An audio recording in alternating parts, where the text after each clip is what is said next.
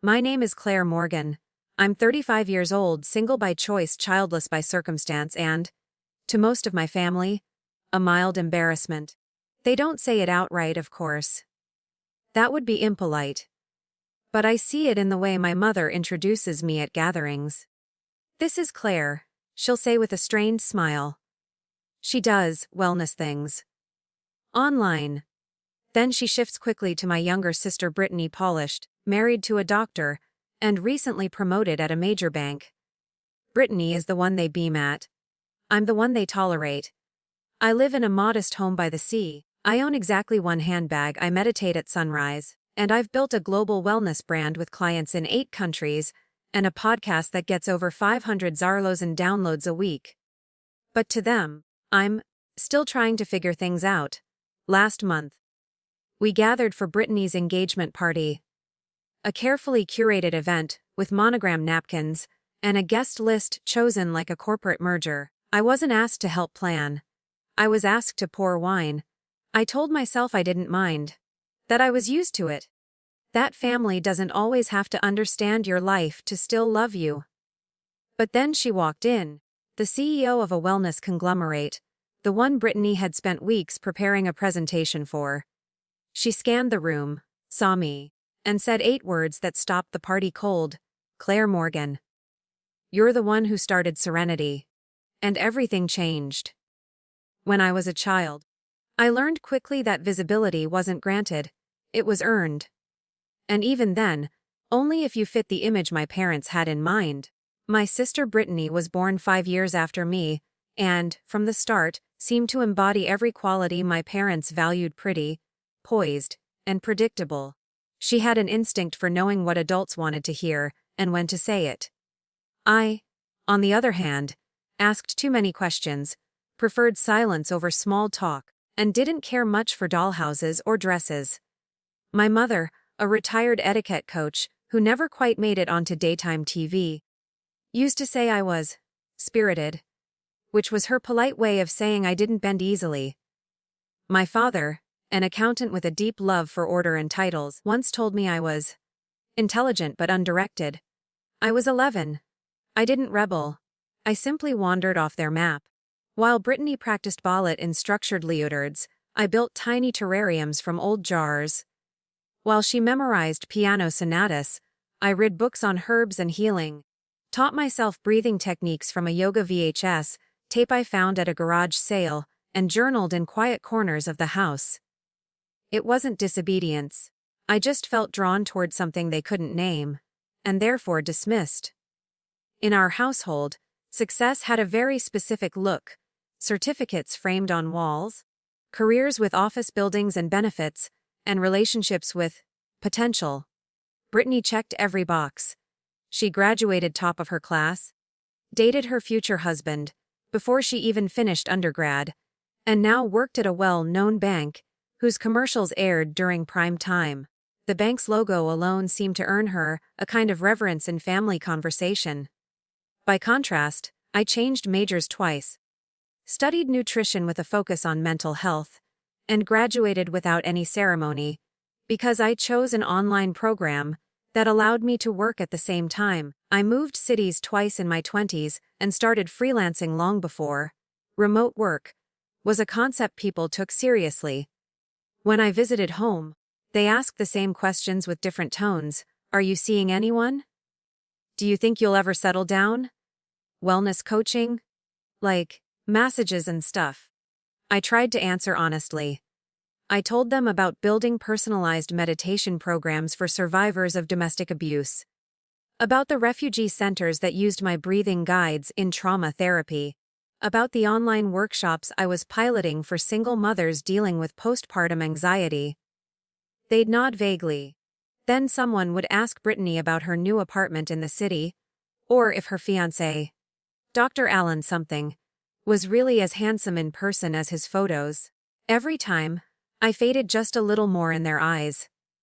Until eventually, I stopped bringing my stories to the table at all. What hurt most wasn't their disinterest.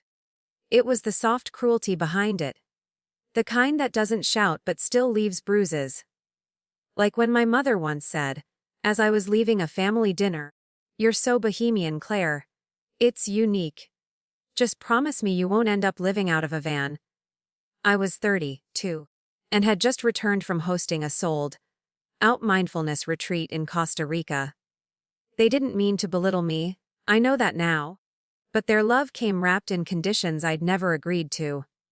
At some point, I made peace with it. I told myself I didn't need their recognition. That the work I was doing spoke for itself. That my clients' lives improving mattered more than my mother's approval. And for a long time, that was true. Until that engagement party, when old wounds reopened not with screams, but with smiles. When I realized that sometimes, silence isn't strength. Sometimes it's just how the world forgets you exist. I didn't set out to build a company. Honestly, I just wanted to feel useful. After finishing my degree in integrative wellness, I took whatever work I could find. I taught yoga in the park for tips. I helped a local community center design a mindfulness curriculum for teenage girls. I worked night shifts at a holistic spa, scrubbing stones and folding towels. None of it looked impressive on paper, but every piece felt like building something. Slowly, deliberately, with my own hands. My first real idea came during a weekend retreat I was facilitating for women recently released from prison. One of them said, "I can't pay $200 for therapy. But if someone just taught me how to breathe when I'm spiraling, maybe I wouldn't lose my job again." That stuck with me. I went home, sat on my bedroom floor, and recorded a 12-minute guided audio called "Breathe Here." I uploaded it to a basic site and forgot about it, until a nonprofit in Michigan emailed to ask if they could license it for their transitional housing program. That one email became 5, then 20, then 50. Within a year I was creating custom wellness resources for shelters, schools, and women's clinics in 6 states. That's when Serenity was born. I didn't have investors or press. Just a quiet army of women and social workers who needed exactly what I could build: a simple, accessible tools for emotional survival. I built a small team, mostly other women like me, who had once been written off, overlooked, or underestimated. We worked from our kitchens, from coffee shops, and from co-working spaces in whatever city we lived in. I chose the name Serenity not because it sounded soft, but because it was the thing I had spent most of my life chasing. Not applause, not revenge, just calm certainty in who I was. By the time I turned 33, Serenity had partnered with international NGOs. Our platform offered everything from trauma-informed sleep audio to crisis journaling prompts in 5 languages. We had therapists volunteering to contribute content. Survivors are writing in every week to thank us. We didn't go viral. We went deep. And yet I never told my family. At first, it was habit. I'd been invisible for so long, it felt pointless to try again. But over time, I realized it wasn't just self-protection. It was control. By keeping my success private, I didn't have to see their indifference. Or worse, their skepticism. I didn't have to explain that Serenity wasn't a spa, or a skincare brand, or some new age pyramid scheme. I didn't have to fight for validation in a language they refused to learn. Besides, there was something deeply liberating about being underestimated. No expectations. No pressure to perform. Just space to build quietly, without their gaze shaping me. I once overheard Brittany say, "Claire's kind of floating, still figuring it out, I guess." I laughed when I heard it, not because it was cruel, but because it was so wildly inaccurate that it bordered on comedy. At that point, Serenity had just signed a multi-year partnership with a major healthcare foundation. We had expanded to Europe. I was consulting for a UN-backed mental health initiative. My voice, literally, was being used to ground people in refugee camps. But to Brittany, I was floating. I let her believe that. I let all of them believe whatever version of me they needed to feel centered in their own narratives. I didn't correct them. I didn't brag. I didn't drop names. And yet, I kept showing up. For birthdays. For Christmas. For Mother's Day. I brought thoughtful gifts, offered to help in the kitchen, and answered the same tired questions with the same vague smiles. Why? Because even after everything, a small part of me still wanted them to see me. Not for the company I'd built. Not for the money or the partnerships. But for the girl who had once tried to explain the healing properties of lavender and was told to stop being so strange. I wanted to believe that if they looked closely enough, they'd finally recognize me. But they never did. Not until the day Brittany's boss walked into that party and said the one sentence no one was prepared to hear. And suddenly, they all looked at me differently. The engagement party wasn't held at a house. It was hosted at a private garden, estate my parents rented for the occasion. It had white drapes over trellises, a string quartet playing Coldplay covers, and a dessert bar labeled Brittany and Alon's Sweet Beginning. Everything looked like it belonged in a lifestyle magazine. Including Brittany. She was radiant, of course. That particular brand of curated glow that only someone deeply adored and perfectly praised their whole life could wear so effortlessly. Her makeup was flawless, her fiancé attentive, and her outfit a shade of champagne that my mother insisted only a few people can pull off. I arrived 10 minutes early, carrying a carefully wrapped gift and a bottle of wine I knew no one would appreciate. My mother spotted me and waved me over. Not to greet me, but to ask if I could help finish setting the appetizer table. "You're so good with presentation," she said. "And you don't mind being hands-on." Translation: "You're not the guest of honor. Keep yourself useful." I nodded. I'd done this dance 100 times. While I adjusted the tiny olive picks and fluffed the napkins, guests started pouring in. Brittany fluttered between them like a hostess trained by royalty. She introduced Alan to old family friends, spoke about her promotion with just the right amount of humility, and accepted compliments with a smile that didn't crack. No one asked me what I'd been working on. No one even seemed to notice I was there, except for one of the caterers, who leaned over as I was arranging fruit skewers and said, "You work here too?" I paused. "No," I said simply, "just family." He looked embarrassed and moved away. But honestly, I didn't blame him. I was wearing a simple linen dress. Flat shoes, no flashy jewelry. My hair in a low bun. Comfortable, understated, clean. Compared to the heels and satin of the other women, I probably did look like part of the waitstaff. I thought about going home. Just slipping out the side gate, leaving the gift, and texting Brittany an apology later. But then I reminded myself I came here for me, not for them. I took a seat at the table labeled, "Friends of the Bride." Even though I wasn't one of them. My name tag was handwritten. Everyone else's was printed. During dinner, conversation swirled around mortgages, honeymoon plans, and how lucky Brittany was to have landed a man like Alan. "He's so stable," my aunt whispered to my mother. "And a surgeon. You can't teach ambition like that." My mother beamed. She always knew how to pick well. No one asked me if I was seeing anyone. I think they'd given up on that years ago. At one point, a distant cousin leaned over and said, "You still doing yoga and stuff?" I smiled politely. "Something like that." "Do you ever think about teaching at a gym?" "That'd be a good way to make it more steady, you know?" I didn't answer. Because what was the point? The worst part wasn't the dismissal. It was the casualness of it. The way they reduced me into something half-formed, half-functioning. Like I was still floating, still figuring it out, still less.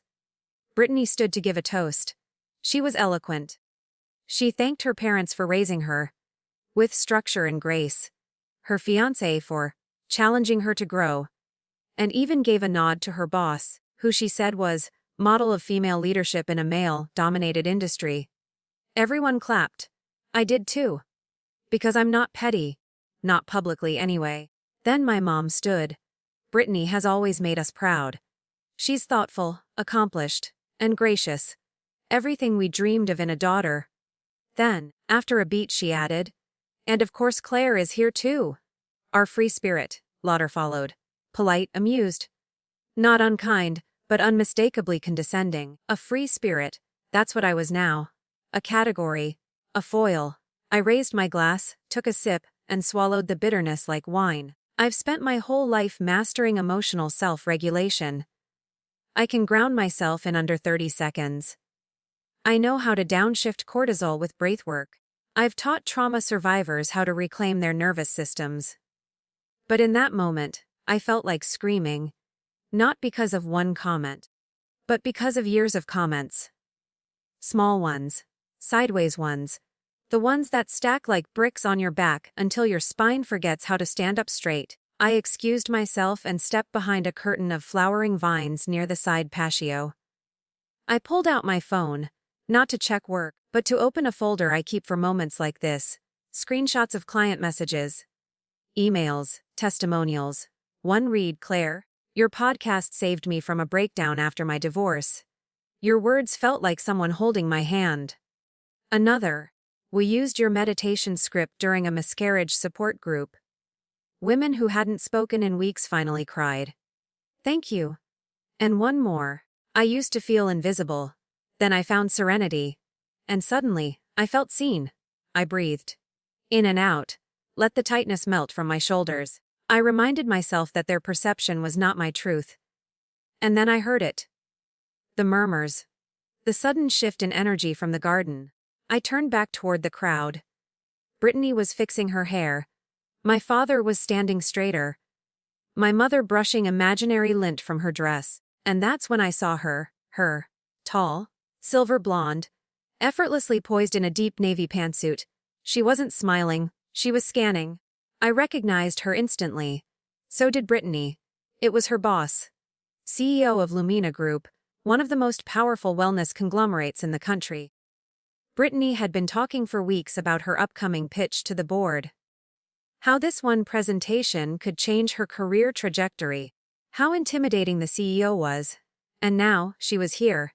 And she was looking straight at me.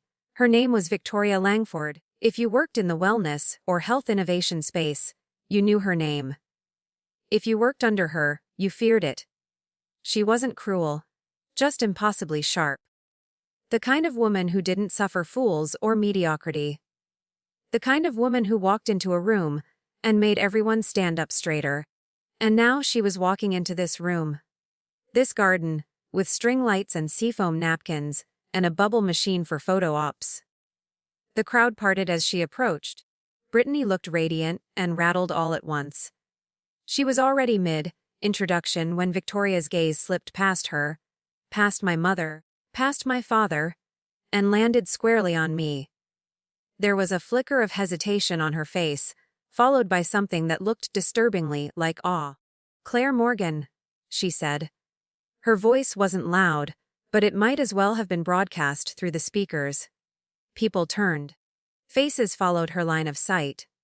The attention I had spent years deflecting came crashing down like a spotlight. You're the founder of Serenity, aren't you? I blinked. For a full second, I considered pretending I didn't hear her. Then I did something uncharacteristic. I stood up.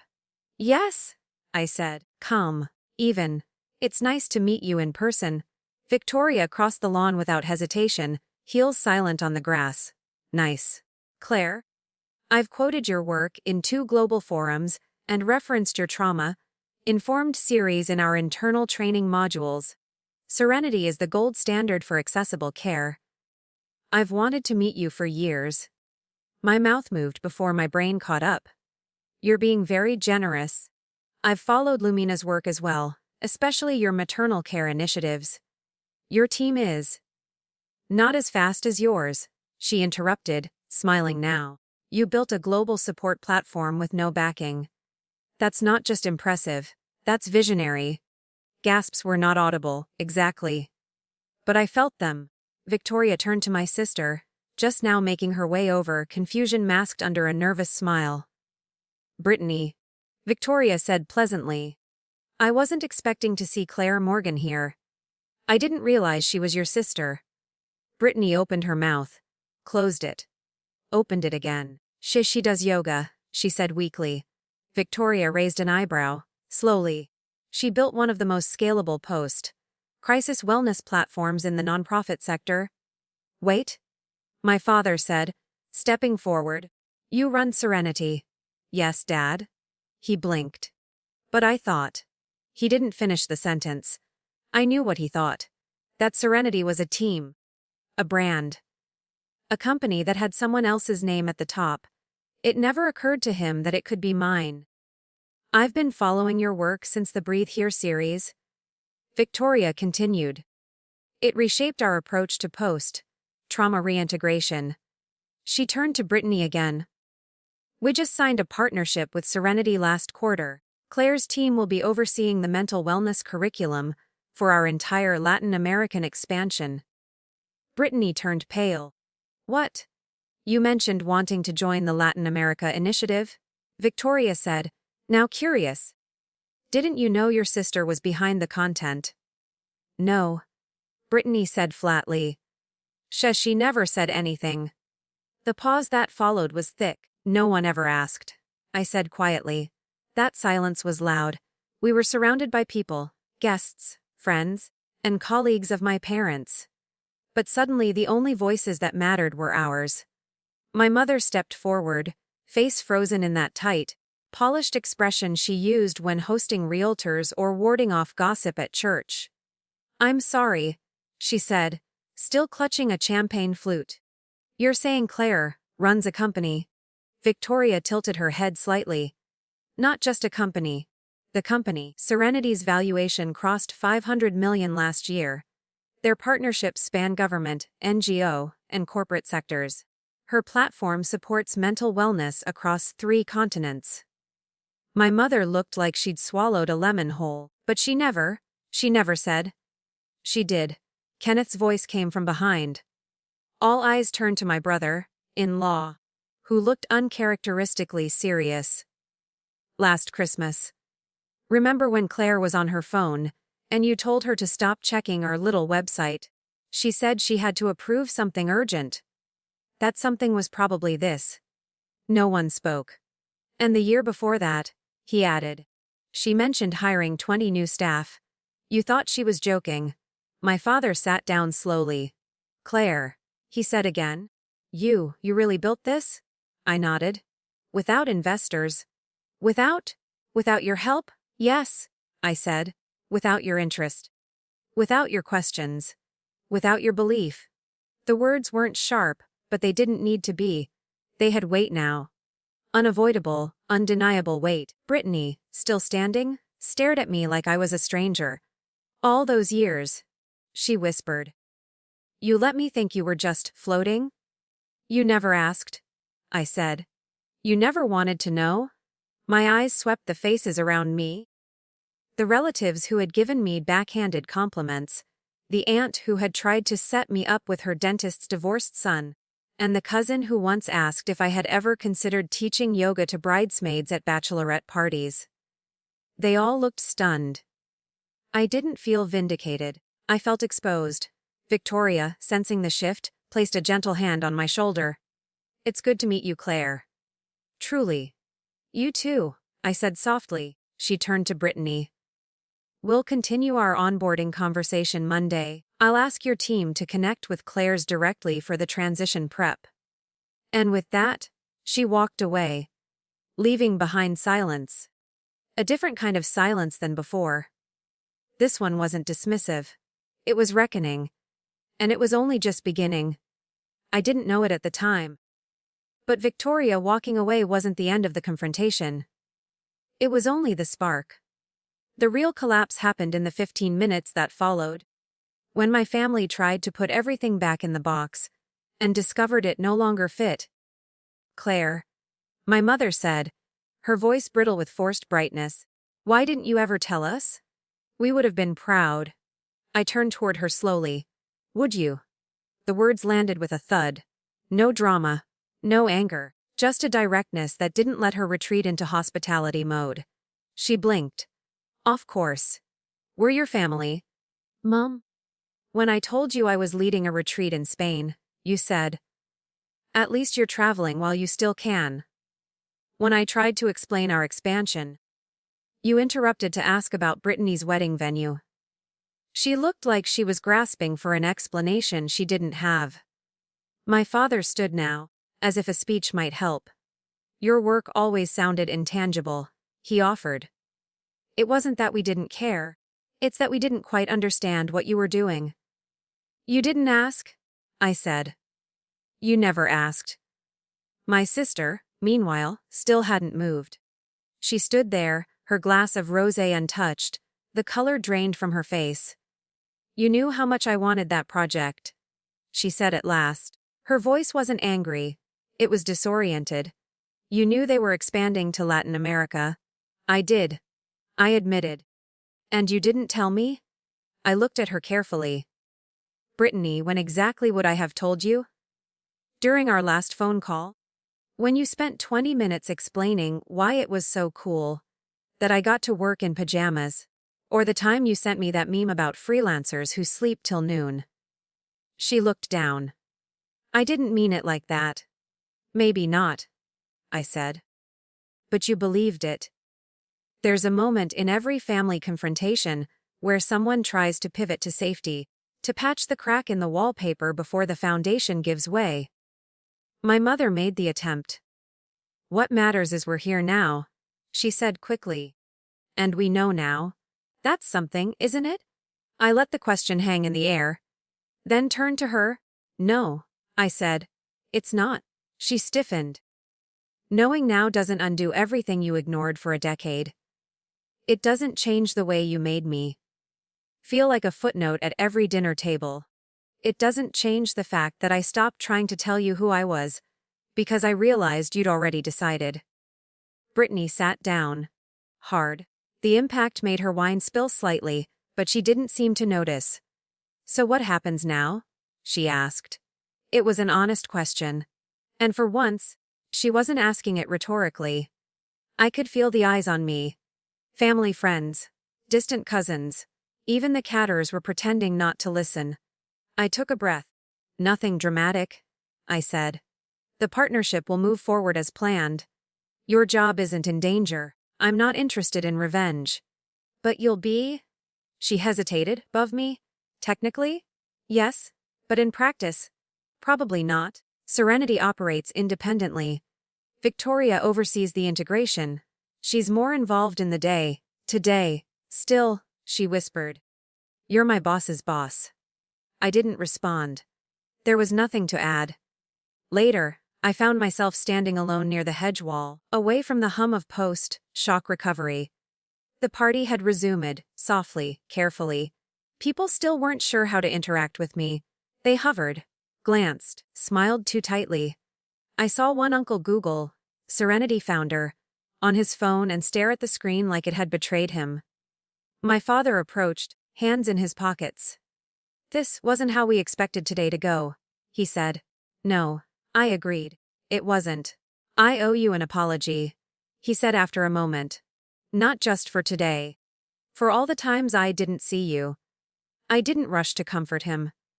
I appreciate you saying that, I replied. But it wasn't just about not seeing me. It was about seeing me and deciding I wasn't enough. He nodded slowly. You were always so different. It scared me, I think. I understood Brittany. Her world looked like mine. Yours didn't. And I didn't have the courage to admit that maybe your version of success was better. I looked at him. It's not about better, Dad. It's about different. And about respect. He looked away. I failed at that. I did. It wasn't easy hearing him say that. I'd waited years for it. Now that it was here, it didn't feel triumphant. It felt sad. So many years we could have been closer. If only they had listened. Later that evening, Brittany found me in the staff kitchen behind the garden. She looked exhausted. Her perfect makeup had faded, and for the first time, she looked her age, not polished, not poised. Just human. Why didn't you ever correct me? She asked. When I said those things? When I diminished what you did? Would you have believed me? I asked softly. She didn't answer. Her silence was louder than any denial. You were always the successful one, she said. That's how I made sense of the world. And if you weren't struggling, Then what did that make me? It was a rare confession. Raw and almost childlike in its vulnerability. It doesn't have to be a competition, I said. It never did. But it was, she admitted. Because that's what Mom and Dad made it. You were the weird one. I was the golden one. And I clung to that like a lifeline. She looked at me now with something new in her eyes. Not shame. Not jealousy. Recognition. I'm sorry, she whispered. I nodded. Not in forgiveness, not yet, but in acknowledgement. That night, I left the party without fanfare, no final speech, no triumphant walkout. I simply walked to my car, started the engine, and let myself cry. For all the years I'd swallowed silence, for the victories that had no witnesses, for the woman I'd become without applause. Not tears of grief. Not even relief. Just release.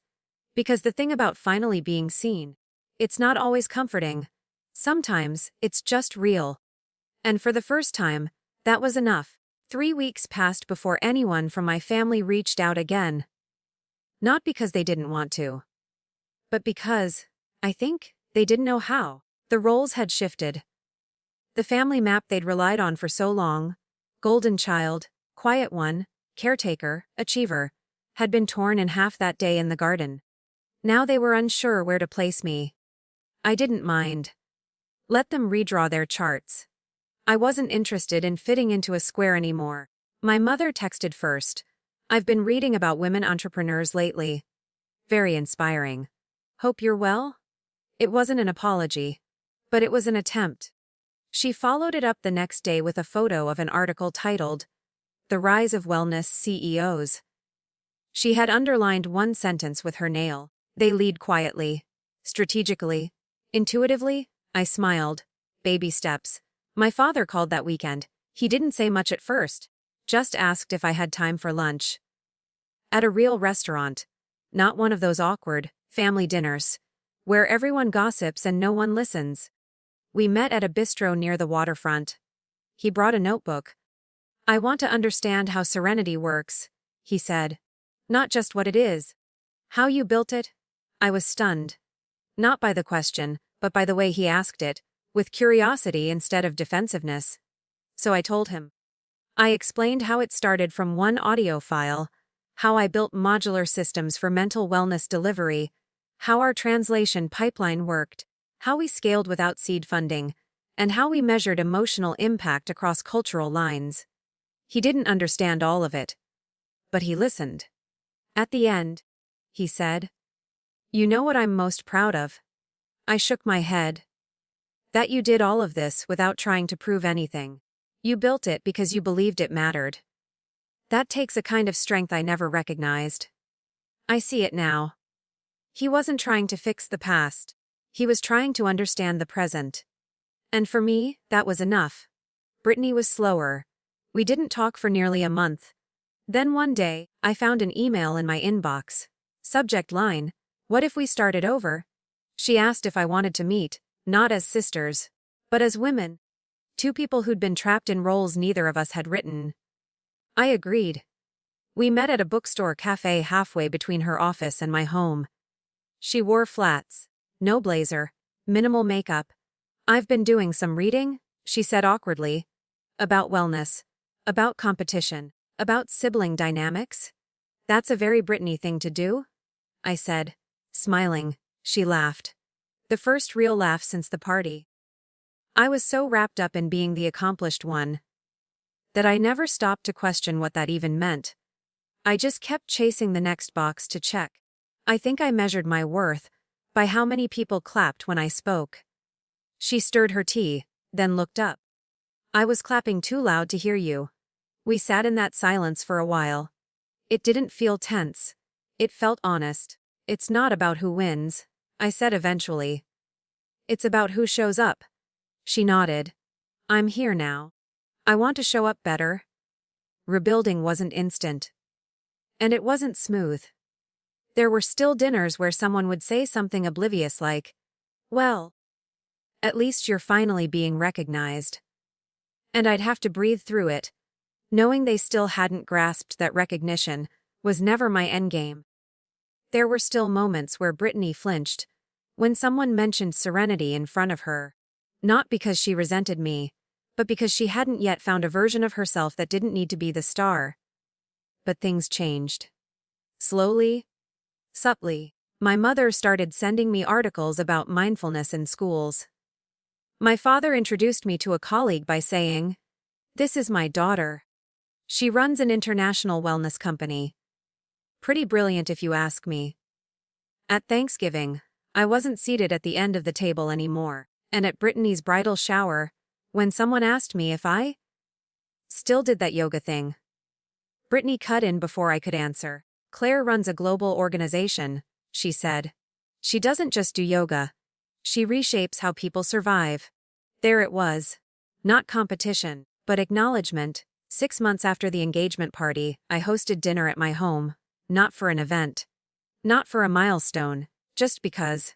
I invited my family, my Serenity co-founders, a few friends from the local shelter I still volunteered with when time allowed.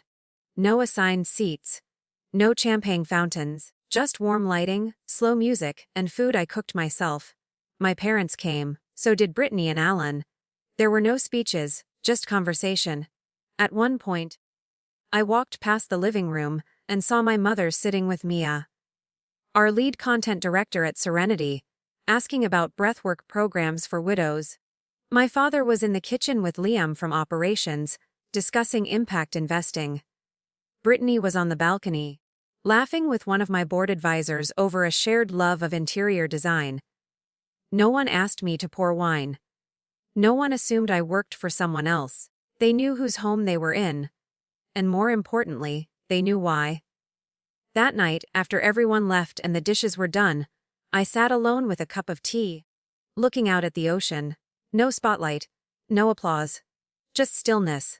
And in that stillness, I realized something. For years, I thought I wanted to be seen.